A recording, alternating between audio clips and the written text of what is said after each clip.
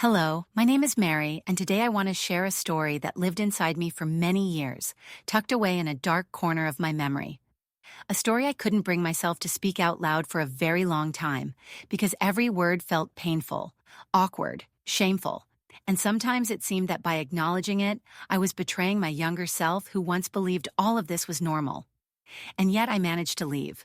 I managed to grow out of the soil that was never meant to give me a healthy start. I grew up in a dysfunctional family, not the most extreme version you might imagine, but definitely not a safe one. There was alcoholism in our household, something unfortunately very common.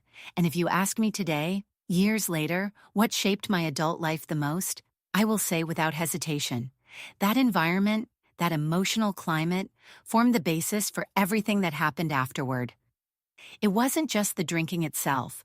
It was the atmosphere it created, the constant silent tension, not always loud or aggressive, but always present, as if the air inside our home was saturated with the expectation of something unpleasant. A sudden mood shift, an explosion of irritation, a passive-aggressive silence, tears, resentment. It wasn't visible chaos, it was an internal one, slow and corrosive, soaking into a child's sense of reality. When a child grows up in that kind of environment, they unknowingly learn to adapt to instability. They learn to read the room before they even understand what reading the room means. They learn to predict moods, avoid triggering reactions, stay small and convenient. They don't develop as an independent personality. They develop as a shield, a buffer, a silent mediator trying to prevent yet another emotional explosion. And children from such families often become what psychologists call adult children of alcoholics. This is not a diagnosis, it's a pattern. Outwardly, these people seem normal, functional, intelligent. But inside, they carry a deep inability to feel safe in relationships, to trust, to build healthy emotional bonds. They confuse anxiety with love. They think affection must be earned.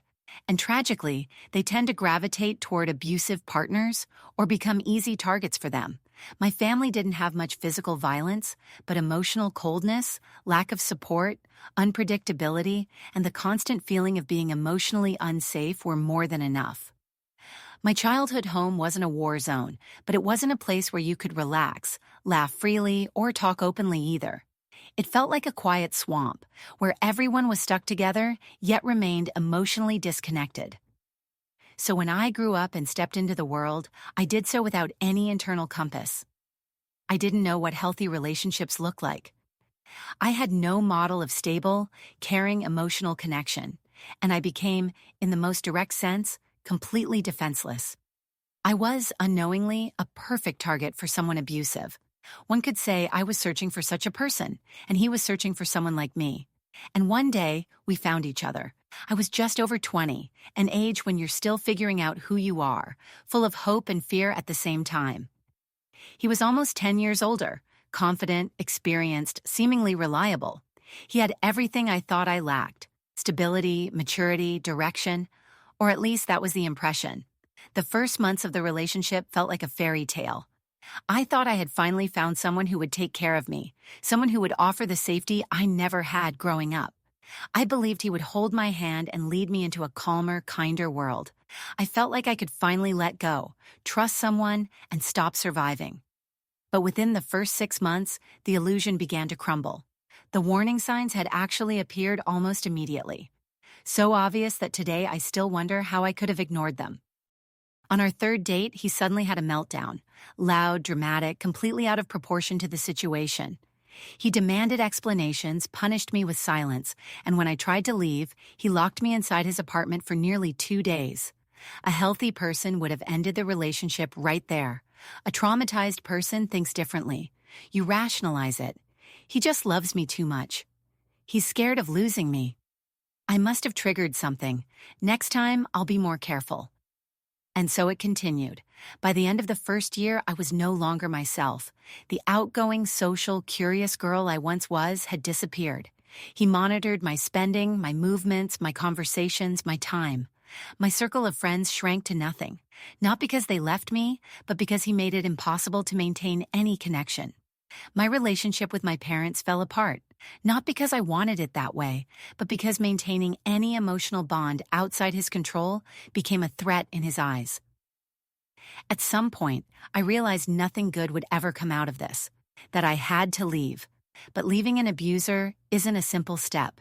It's a dangerous, risky operation, and my first attempt ended with him slamming me against a wall. I got a concussion. The doctor prescribed medication, but we had no money left in the apartment. I remember the migraine-like pain from the concussion, standing alone in the kitchen, realizing I couldn't even buy myself basic medicine. I had to call old friends, people I hadn't spoken to in months, practically begging for money. Then I had to go across town to pick it up, then to a pharmacy, and then explain why I came home half an hour later than I should have. That was the moment I understood. I can't escape openly. I need to dig a tunnel out. But digging that tunnel took another year because all my strength went into survival. And then, unexpectedly, my miracle came. I was on the subway staring at my reflection in the window, thinking that I wasn't even 30, yet my life already felt over. I thought no decent man would ever find me attractive again. And right then, a young man sat down next to me and asked if he could get to know me. I gave him my number, convinced he would never call. But he did, later that same day, and that was the beginning of my path to freedom. From that moment on, I lived a double life, like a covert agent. Every message was a risk. Every minute had to be planned. My phone was always on silent. I created elaborate excuses. I never stayed overnight. I memorized lies with the precision of someone whose life depends on them. And yes, I learned to lie skillfully, not because I wanted to, but because I had no other option. Because without those lies, I would not be here today telling this story. I knew this new relationship wasn't just a fling. It was my chance to escape. But I also carried guilt. Not toward my husband. Strangely, I didn't feel guilt there. But toward the young man who unknowingly helped me survive. I hid from him the fact that I was married, because telling him would put me in danger. Yet hiding it tormented me. I tried to leave my husband for the lover several times. Every time I returned, terrified, overwhelmed, unsure how to survive the freedom I said I wanted. The sensation was strange. You walk out and suddenly there's too much space. It feels cold without the collar. The world feels too big, too intimidating. Kind of like when an indoor cat is taken outside for the first time. It freezes, panicked, wishing to run back inside even if the inside was harmful. For a long time, I truly believed that eventually I'd gather enough strength and we, the young man and I, would be together. But as time passed, I began to see that we were different. First, a little different, then very different. And then I noticed small warning signs, ones I recognized way too well. And I knew I might be heading into the same trap again. And then, after several years of this exhausting double life, I met another man. The third one, the one who changed everything. With him, everything was different. No chaos, no drama, no emotional hurricanes. The relationship grew slowly, quietly, gently, a kind of stability I had never known before. At first it felt strange, even boring, but gradually that calmness became healing. After a few months, I realized I could be myself with him, truly myself, not someone pleasing, not someone defensive, not someone afraid. I could be honest, so much so that I even told him everything, the whole messy story. And for the first time in my life, I felt that being open with a man didn't endanger me. And that's when I made my final decision. To the young man, I simply said the truth, that I met someone else. With my husband, it was much harder. I left. I didn't reveal where I moved. I kept my new location private, knowing it could be unsafe otherwise. I left clues on social media, enough to make my decision obvious. He called me in rage, accusing, screaming. "Is there someone else?" "Yes," I said.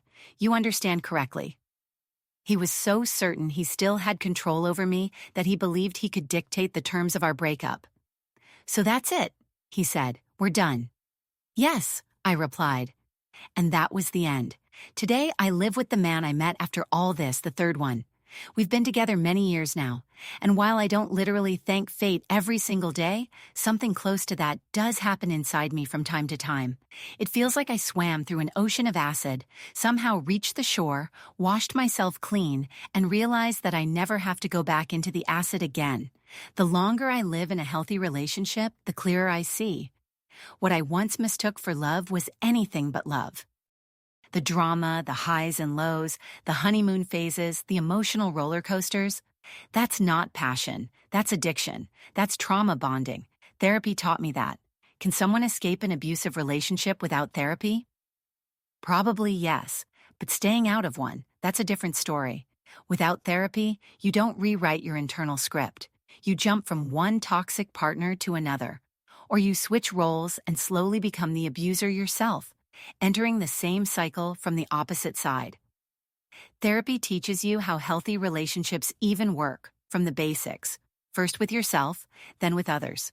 It helps you grow the part of you that understands boundaries, stability, trust, care, and therapy also helps you trust again, others and yourself. My past changed me. It left marks I still feel. I know that words can be lies because I once lied daily to survive. So sometimes, when I hear something simple like, I'm running late, a small shadow of doubt appears. But I am learning to trust. It's slow, but it's happening. And the hardest part? I am learning to trust myself. Not my fears, not my trauma, not my past. Infidelity happens only when there is an unmet need. In my current relationship, that need doesn't exist. So the thought itself doesn't appear. I'm sharing this story not to seek sympathy or justification, but because I hope it helps someone, helps them see themselves, helps them question whether things are truly okay, helps them realize that what feels normal might actually be harming them.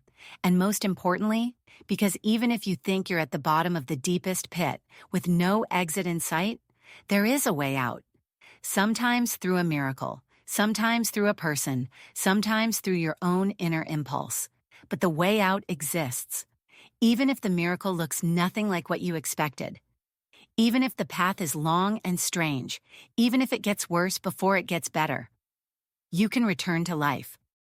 Because there is life, even after years of darkness.